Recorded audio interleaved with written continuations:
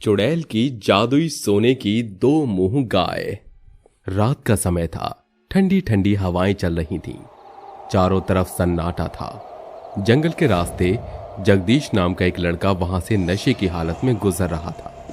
मुझे पीने का शौक नहीं, पीता हूँ गम भुलाने को। मेरी सेटिंग ने मुझे धोखा दे दिया, मैं उसको नहीं छोड़ूंगा। जगदीश, तुम्हारी सेटिंग ने तुम्हें धोखा दे दिया ना? तुम मेरे पास आ जाओ। देखो मैं तुमसे कितना प्यार करती हूँ। कौन है जो मुझसे इतना प्यार करता है? किसकी इतनी प्यारी आवाज है? जगदीश बोल ही रहा होता है कि तभी उसके सामने जादुई दो मुंह वाली चुड़ैल आ जाती है। वो चुड़ैल किसी इंसान का शरीर नहीं बल्कि गाय के रूप में उसके सामने आई थी। उस चुड़ैल को देखकर जगदीश डर जाता है। डर के मारे भागने लगता है। उसको भागता हुआ देख चुड़ैल अपनी लाल आंखों से उसके ऊपर जादू करती है और अपने मुंह से लंबी जीभ निकालकर जगदीश को पकड़कर खा जाती है।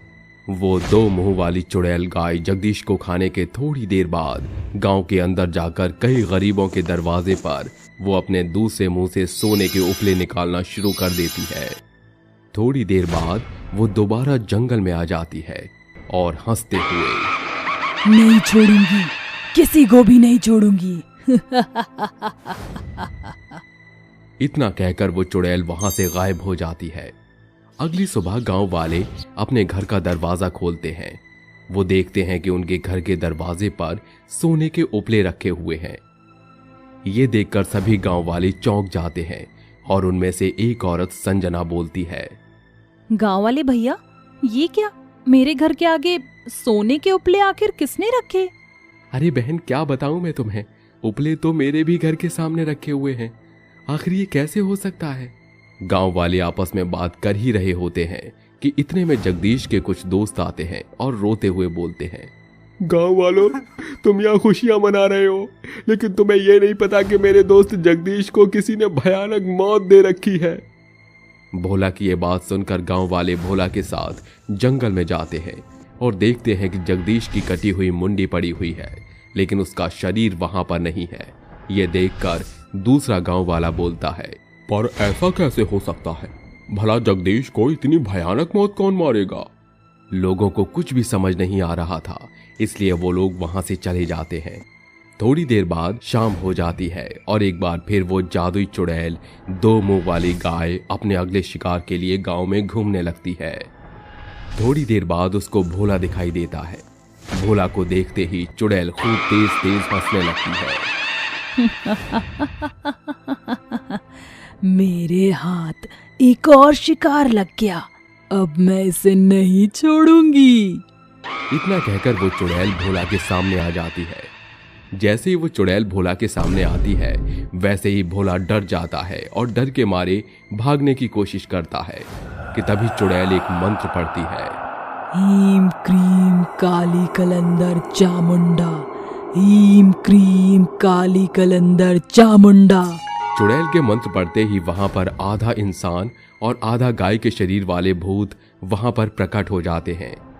वो सभी भूत और चुड़ैल मिलकर भोला के टुकड़े टुकड़े करके खा जाते हैं और चुड़ैल भोला के शरीर को खाने के बाद एक बार फिर गरीबों के घर पर सोने के सिक्के रख देती है। अगली सुबह ये देखकर सभी हैरान हो जाते हैं।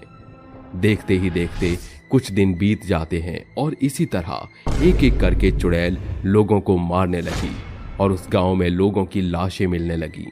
एक तरफ तो गरीबों को सोना मिल रहा था, तो वहीं दूसरी तरफ गांव में सभी के मन में मौत की दहशत फैल गई थी। लोगों ने रात के समय अपने घरों से निकलना बंद कर दिया और ऐसे ही एक रात सुमित अपनी पत्नी विशाखा के साथ देर रात मंदिर से अपने घर जा रहा था कि तभी सुमित को वो चुड़ैल दिख जाती है और सुमित को खाने के लिए वो चुड़ैल अपनी जीभ एक बार फिर लंबी करती है कि तभी विशाखा अपने पति के सामने खड़ी हो जाती है और उससे पूछती है, आखिर तू है कौन? इतना भयानक चेहरा लेकर मेरे पति को क्यों मार रही है? तूने ही सुमित के दोस्तों को मारा है ना? मैं सब जानती हूँ कि तूने मेरे पति के 9 दोस्तों को मार दिया है। आखिर उन लोगों ने तेरा क्या बिगाड़ा था जो तू उन लोगों को इतनी भयानक मौत दे रही है? तू मेरे रास्ते से हट जा, आज तो तेरा पति मर कर ही रहेगा। हर इंसान को ऊपर जाना होता है और तेरे पति का मरने का समय आ गया है। अगर तूने सच नहीं बताया तो मैं तुझे जिंदा मार दूंगी, समझी तू? अभी हम लोग मंदिर से ही होकर आ रहे हैं, मेरे हाथ में गंगा जल है। यदि तूने नहीं बताया तो मैं तुझे यहीं पर जलाकर भस्म कर दूंगी। दोनों आपस में बात कर ही रहे होते हैं कि तभी वहां से एक तांत्रिक गुजर रहा होता है और वो ये सब देख लेता है। अपने हाथ में गंगा जल लेकर वो उस गंगा जल पर अपनी तंत्र विद्या से मंत्र फूंकता है और उसके बाद वो पवित्र जल चुड़ैल के ऊपर छिड़क देता है। जैसे ही गंगा जल चुड़ैल के ऊपर जाता है, चुड़ैल दर्द में चिल्लाने लगती है और बोलती है, अब तो मेरे साथ तांत्रिक बाबा भी हैं, अब तो तू सच बता ही दे। मैं एक मामूली सी औरत थी, मेरे पास मेरी 2 मुंह वाली गाय के सिवा कोई भी नहीं था। लोगों ने मुझ पर बहुत ही गंदे इल्जाम लगाए कि मैं कोई जादू टोना करती हूँ। मेरी गाय को मनहूस बोला गया, मुझे गांव से निकालने के लिए बोला गया, लेकिन मेरे पास मेरी गाय और मेरे घर के अलावा कोई भी नहीं था, इसलिए मैंने गांव से जाने के लिए मना कर दिया। तेरे पति और तेरे पति के दोस्तों ने मुझे और मेरी 2 मुंह वाली गाय को जिंदा जला दिया। तब से मैं चुड़ैल बन गई। मेरी गाय तो मर गई, लेकिन मैं चुड़ैल बन के मेरी गाय के शरीर में आ गई।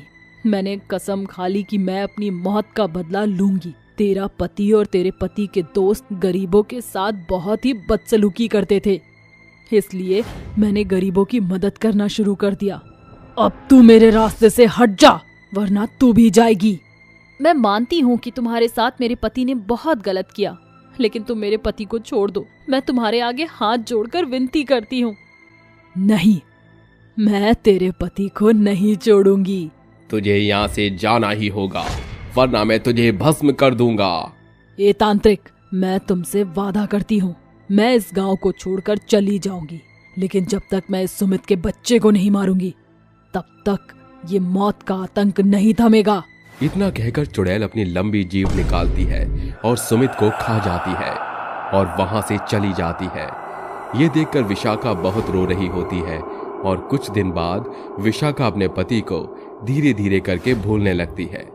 अब उस गांव से उस चुड़ैल का साया हट गया था, जिसकी वजह से सभी गांव वाले खुशी से एक साथ रहने लगे।